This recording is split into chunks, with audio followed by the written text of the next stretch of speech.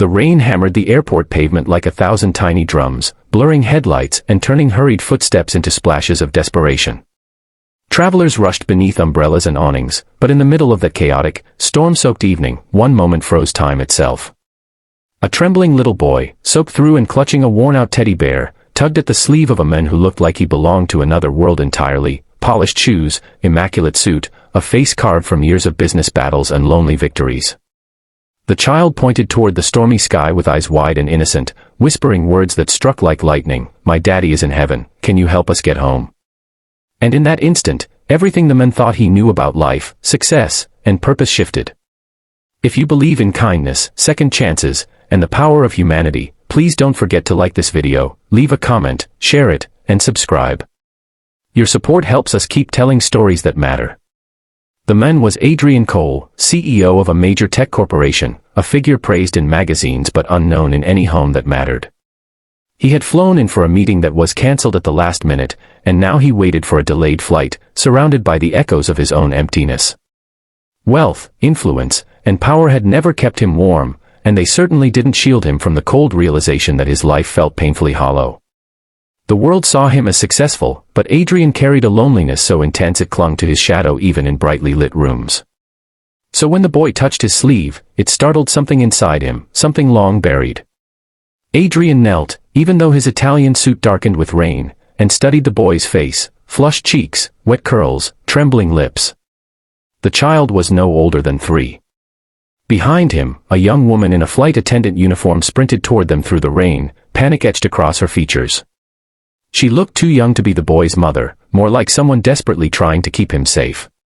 She arrived breathless, apologizing as she scooped the child close, explaining that he wandered off while she helped a passenger. Her name was Lila, and she was a junior attendant on a connecting flight.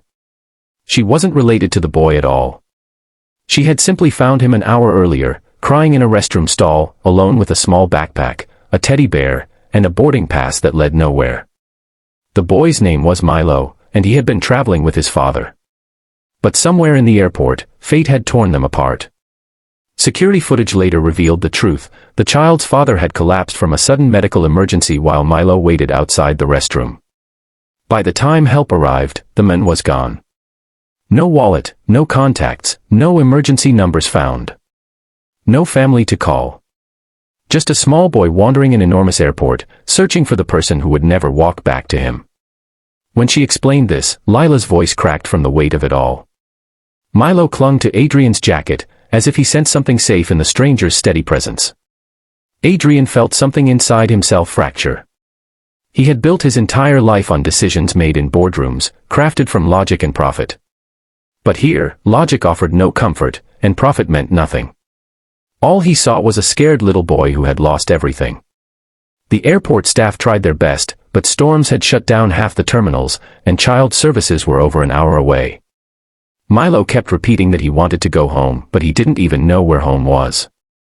He only knew one thing: his daddy was in heaven, as he put it, with heartbreaking innocence.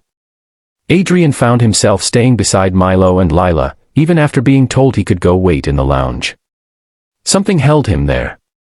Maybe it was the emptiness in the boy's eyes that mirrored something he had always ignored within himself. Maybe it was the guilt of knowing he had built a life that helped no one beyond shareholders. Or perhaps, deep down, it was a whisper from the universe telling him he was meant to be here, at this exact moment. Hours passed. Milo shivered, so Adrian gave him his own coat. When Milo grew hungry, Adrian bought him warm food. When the child grew sleepy, Adrian carried him despite the rain, holding him as carefully as though he might break. People stared, surprised at the sight of a corporate titan walking around like an exhausted father trying to soothe his child. But Adrian didn't care. He learned that Milo had no relatives listed anywhere. No emergency contacts.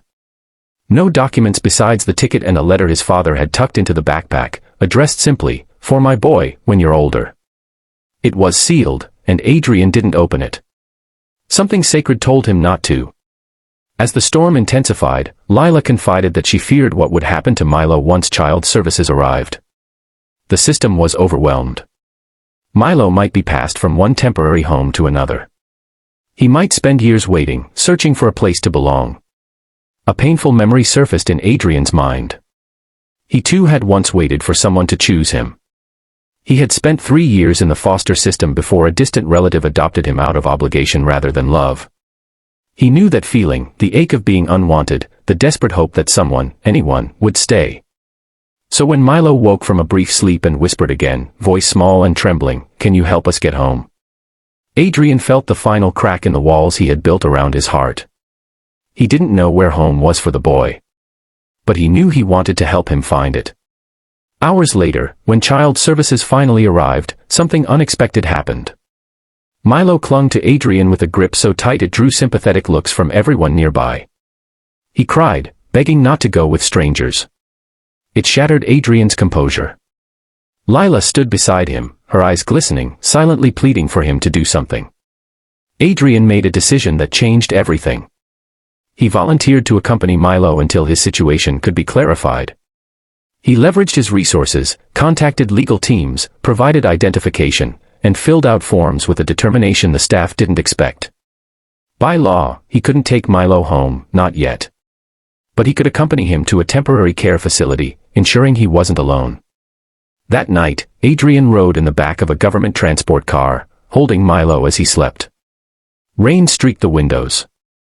Streetlights flickered through the darkness. And for the first time in years, Adrian felt something he hadn't allowed himself to feel: purpose. In the days that followed, Adrian returned again and again to visit Milo. He didn't explain why, he just knew he needed to. And every time, Milo ran into his arms with the kind of joy that broke and healed the heart in the same breath. Eventually, the letter Milo's father had written was opened by the authorities. Inside was a short message, written with the shaky handwriting of a man who must have sensed more than he said. It asked that if anything ever happened to him, Milo should be placed with someone loving, someone capable of giving him the life he deserved. There was no name mentioned, no specific person, but fate had already filled that gap. It took months of paperwork, evaluations, and hearings. But in the end, one beautiful morning, in a quiet courthouse filled with soft sunlight, Adrian Cole, once the lonely CEO with nothing but empty success, signed the final papers and became Milo's legal guardian.